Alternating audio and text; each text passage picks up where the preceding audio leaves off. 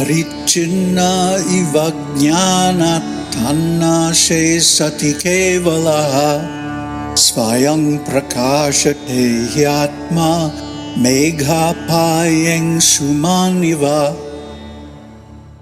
Parichinnaha, finite, eva, as if, ajnanat, because of ignorance, tat, that, nashasati, when destroyed, evalaha, alone, svayang, by itself, prakashate, reveals, he, verily, atma, the self, megha, clouds, apaye, when pass away, angshuman, the sun, eva, like.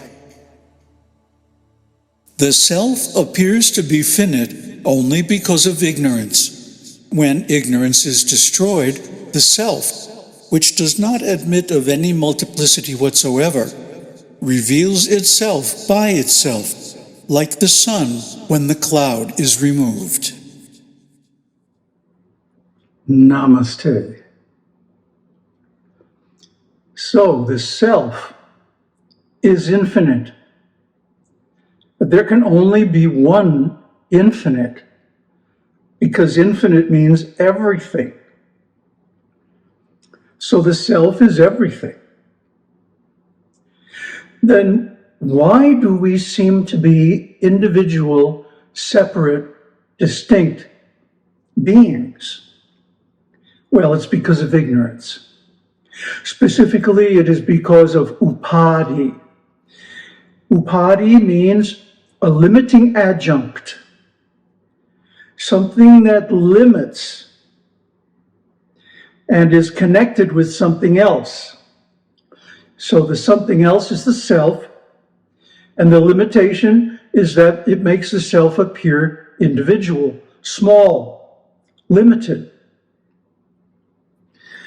So when these upadhis are removed, the self appears by itself, because the self is self-illuminating. Why don't we see this in ordinary consciousness? Because our consciousness is covered by upadhis.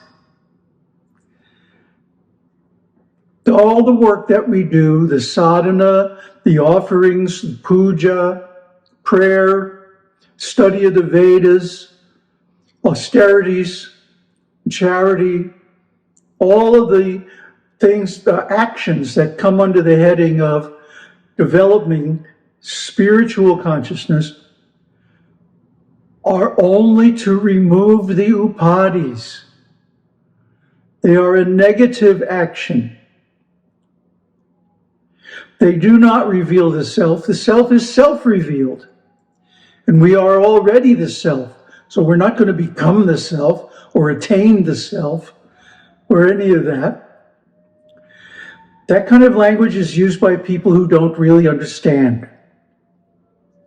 What happens is that as soon as the upadhis are removed, we realize the self. We know the self by itself. And that self is infinite. No boundaries, no limitations. It is everything, the all. So this is Brahman. We are all already Brahman. So if we say one of the Mahavakyas, Aham Brahmasmi, I am Brahman. Even if we don't realize Brahman at that time, we are still speaking the truth, because we are always Brahman. There is never a beginning to our being Brahman. We are always Brahman, and there will never be an end. So this is self-realization. It's not the attainment of knowledge. It's the removal of ignorance. And, well, you might say, the scriptures are written in words, therefore they're also part of the ignorance. They're Instructions are also part of the actions, and Brahman cannot be attained by any actions. So Brahman can't be attained by following the instructions in the scriptures. That's right. Actually, it's right.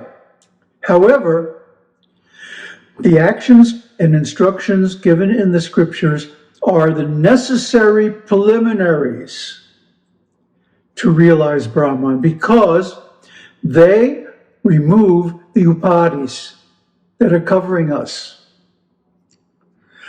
So as soon as we remove all the upadhis, the self is revealed all by itself, spontaneously, effortlessly. You don't even have to go looking for it. You're already it. Tattvamasi, thou art that. So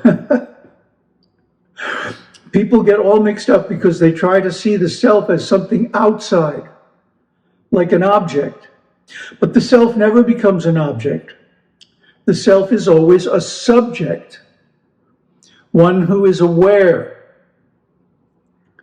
And in ordinary consciousness, the self is identified with non-self, the body, the mind, the various coverings and upadhis, the sheaths, the karma, the three bodies, gross, subtle, and causal, and so many other things. And we'll go through these in detail in the upcoming verses. But what you need to know right now is that the process of sadhana is a negative process. Neti neti. Not this, not this. Whatever you come across, whatever you perceive, whatever you identify as yourself is not yourself. It's part of the upadhis. So neti, that's not it. Then next, maybe you see something out there in the world. Neti, that's not it. Or maybe you feel something in your body, some sensation or something. That's not it either. And you go on and on and on like this, rejecting, rejecting, rejecting everything that can be perceived. And when there's nothing left to be perceived, what's remaining is you, the self. And the self has no boundaries. The self has no limitations. The self pervades all of space and time as one thing. There is no multiplicity in it. There only is one self. There can only be one self. And we are that self, simply covered by upadhis, like the different bodies, the different sheaths, and different concepts of self, like I am so-and-so. These are all Maya. These are all the untruth, ignorance. They have to be removed. And when you remove them through sadhana, meditation, puja, study of Vedas, and so on, then the self is realized automatically. You don't have to try, you don't have to work, you don't have to do anything.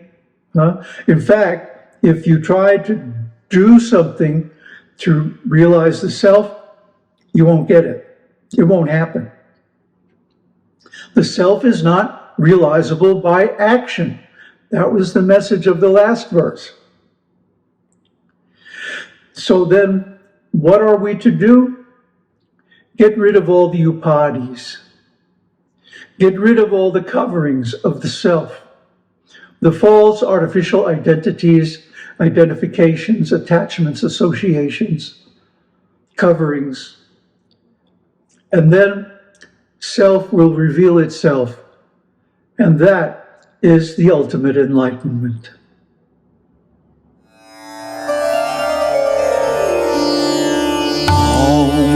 Tat Sat, Om Shakti Om.